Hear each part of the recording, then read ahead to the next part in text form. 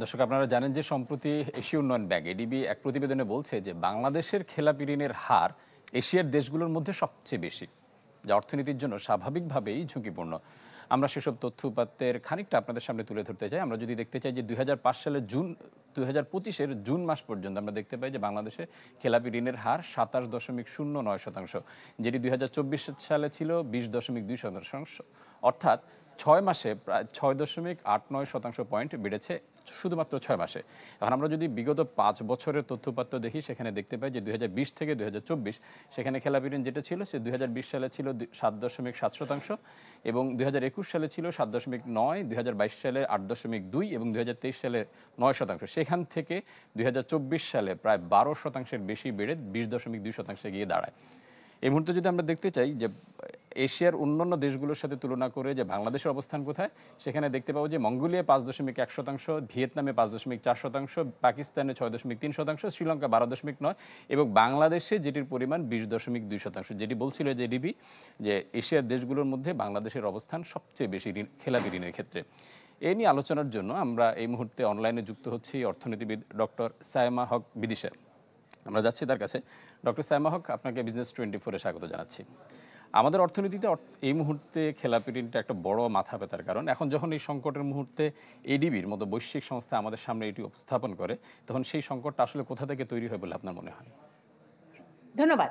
প্রথমেই আমার মনে হয় যে এখানে আমার দুটো বিষয় বোধহয় আমাদের একটু স্পষ্ট করা দরকার। একটি বিষয় হচ্ছে যে কেন আসলে আমাদের এই খেলাপি ঋণটা দেখতে পাচ্ছি। প্রথম বিষয় হচ্ছে যে খেলাপি ঋণ হয়েছে এবং খেলাপি ঋণ হয়েছে এবং অনেক ক্ষেত্রে দেখা গেছে যে সেই খেলাপি ঋণটা বিভিন্ন বছরে বেশ কয়েক বছর যাবত যে খেলাপি ঋণটা হয়েছে, সেই খেলাপি ঋণটা আমরা অনেক সময় যেটা দেখেছি যে একটি কারণ হচ্ছে যে সংজ্ঞায়নটা আগে যেভাবে ছিল, এখন যেহেতু আন্তর্জাতিকভাবে সংজ্ঞায়নটা করা হচ্ছে, সেই কারণে অনেক কিছু স্পষ্ট হচ্ছে। সেই কারণে খেলাপি ঋণের প্রকৃত চিত্রটা এখন আমরা দেখতে পাচ্ছি, সেটা হয়তো গত 1 বছর বা 2 বছর আগে আমরা দেখতে পাইনি। দ্বিতীয় সেটি হচ্ছে যে আমরা জানি যে আমাদের ব্যাংকিং খাতে এবং আর্থিক খাতগুলোতে বিভিন্ন অস্পষ্টতা, অনিয়ম, এই বিষয়গুলোর কথা কিন্তু আমরা বিভিন্ন সময় আমরা দেখেছি এবং সেই সময় যেটা দেখা গেছে যে ব্যাংকগুলো থেকে কখনো নামে, কখনো হয়তো সেভাবে বিভিন্ন ধরনের আত্মীয় স্বজনের নামে বা বেনামে যে টাকাগুলো, যে অর্থগুলো হয়তো দেখা গেছে যে পাচার হয়েছে বা ঋণগুলো নেওয়া হয়েছে, যেগুলোর ক্ষেত্রে আমরা দেখেছি যে যে ঋণ নেওয়া হয়েছে সেই ঋণ হয়তো নেওয়া হয়েছে যে প্রকল্পটা বা যে ধরনের ব্যবসা প্রতিষ্ঠানের জন্য নেওয়া হয়েছে সেগুলোর হয়তো অস্তিত্বই নেই। তো সেই বিষয়গুলো কিন্তু এখন আস্তে আস্তে সেই জিনিসগুলো পরিষ্কার হচ্ছে বলে অনেক কিছু এখন জানা যাচ্ছে।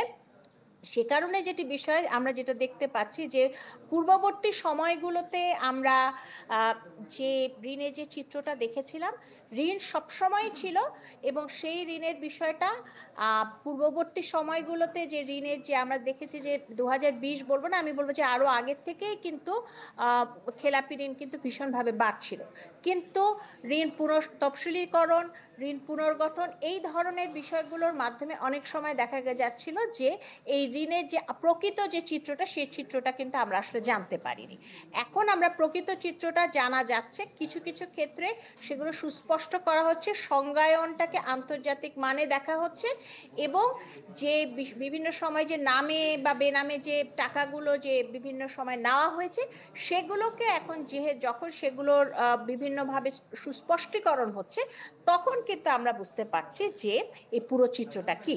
তো এখন যে বিষয়টি আমার যেটা ধারণা সেটা হচ্ছে যে আমরা কিন্তু সাম্প্রতিক সময়গুলোতে এবং আগামী সময়গুলোতেও বিভিন্ন ধরনের কিন্তু স্টেপ নেওয়া হচ্ছে। সেই স্টেপগুলোর মধ্যে আমরা কয়েকটা ব্যাংককে একীভূত করার আমরা যে স্টেপ, সেটা যেমন আমরা দেখতে পাচ্ছি।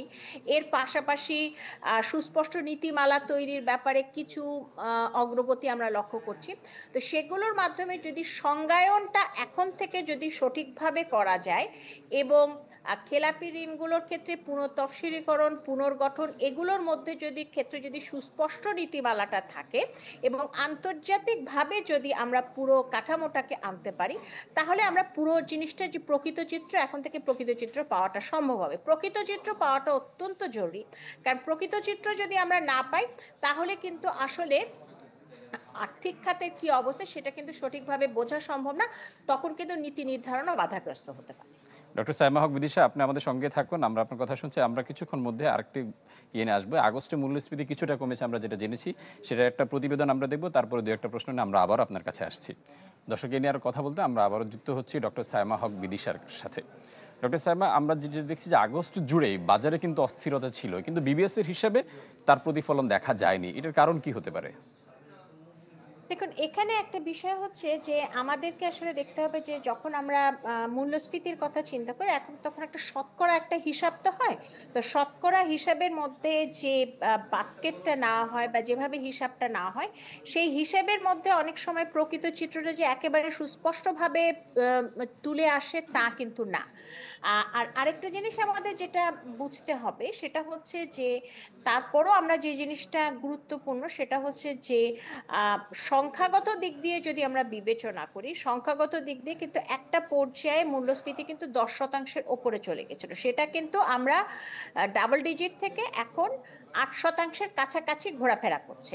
তো সেটি আমি বলবো যে সেটা কিছু হলেও, এটি আমার মূল পয়েন্টে যেটা সেটা হচ্ছে কিছু হলেও একটু হ্রাস টানা গেছে। তারপরও যেটা দেখতে হবে সেটা হচ্ছে যে বিভিন্ন কম্পোনেন্ট ওয়াইজ যদি আমরা বিবেচনা করি, তাহলে কম্পোনেন্ট ওয়াইজ বিবেচনা করলে যে বিভিন্ন পণ্য কিন্তু আছে, সেই পণ্যগুলোর ক্ষেত্রে কিন্তু আমরা দাম আবার বাড়ছে, সেটাও কিন্তু আমরা দেখতে পাচ্ছি। কিন্তু সার্বিক বিবেচনায় যদি বলি, সুতরাং আমাদের এই স্ট্যাটিস্টিক্সটা মূলত একটা সার্বিক বিবেচনার হিসেবে যেহেতু হচ্ছে, সার্বিক বিবেচনায় এটি মূলত মোটামুটি ভাবে কিছুটা কমেছে। কিন্তু এখানে আমার মনে হয় যেটা খুব গুরুত্বপূর্ণ বিষয় যে 8% মূল্যস্ফীতি বা 8%-এর আশেপাশে মূল্যস্ফীতি বা 8%-এর চেয়ে একটু বেশি মূল্যস্ফীতি, এটিও কিন্তু যেহেতু দীর্ঘ সময় ধরে মূল্যস্ফীতিটা চলছে, সেটিও কিন্তু সাধারণ মানুষের জন্য বেশ চাপের তৈরি করছে।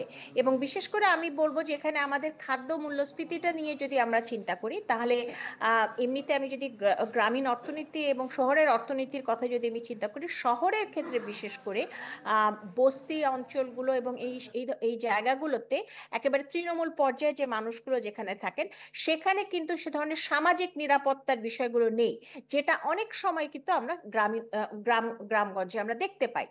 এই পরিস্থিতিটা বিবেচনা করে আসলে 8% বা 8.29% যে মূল্যস্ফীতি, সেটিও কিন্তু যেহেতু অনেক দিন ধরে আমাদের মূল্যস্ফীতি, সেই মূল্যস্ফীতিটাও কিন্তু সেটাও কিন্তু অনেক বেশি। সুতরাং সেই কারণে যেটা খুব জরুরি সেটা হচ্ছে যে এই মূল্যস্ফীতিটাকে অন্তত পক্ষে আমি যেটা মনে করি, যেটা যদি যৌক্তিক আবহ চিন্তা করি, তাহলে 7%-এর মধ্যে আনাটা কিন্তু জরুরি, এবং সেটা হয়তো কিছুটা হলেও স্বস্তি দিতে পারে। কিন্তু এর পাশাপাশি দেখতে হবে যে মূল্যস্ফীতিটা আসলে হচ্ছে কেন। কারণ মূল্যস্ফীতিটাকে কমানোর জন্য বা মূল্যস্ফীতিটাকে একটা নিয়ন্ত্রণে রাখার জন্য আমাদের রাজস্ব নীতি এবং আমাদের মুদ্রানীতি দুটোকে কিন্তু একই সাথে কিন্তু আমরা দেখতে পাচ্ছি একটু সংকোচনমূলক নীতিগুলো আমাদের কিন্তু নেওয়া হয়েছে। কিন্তু এই নীতিগুলো কিন্তু খুব বেশি যে নেওয়া সম্ভব না, কারণ সেটির কিন্তু আবার ব্যবসা বাণিজ্যে কিন্তু নেতিবাচক প্রভাব পড়তে পারে। সে কারণে যেটি গুরুত্বপূর্ণ সেটি হচ্ছে সাপ্লাই চেইন ম্যানেজমেন্ট, এবং সাপ্লাই চেইন ম্যানেজমেন্টের জায়গাটাতে খুব কঠোর হস্তে কিন্তু দেখা দরকার যে আমি যে ভোক্তা এবং যিনি আসলে উৎপাদন করছেন, বিশেষ করে আমি খাদ্য মূল্যস্ফীতির কথা এখানে বলছি, সেই জায়গাটাতে অনেক ধরনের এজেন্ট কাজ করে, অনেক ধরনের কিন্তু ভাগ রয়েছে, এবং সেই মধ্যস্বত্বভোগী যারা রয়েছে তাদেরকে কিন্তু কঠোর হস্তে নিয়ন্ত্রণ করতে হবে। এবং সেটা যদি আমরা করতে পারি, তাহলে কিন্তু মূল্যস্ফীতিটা এই ধরনের ডক্টর রাজস্ব নীতি এবং মুদ্রানীতির ডক্টর মধ্যে সাইমা কমানো ডক্টর সম্ভব। সাইমা হক, আপনাকে অসংখ্য ধন্যবাদ বিজনেস 24 এর সময় দেওয়ার জন্য।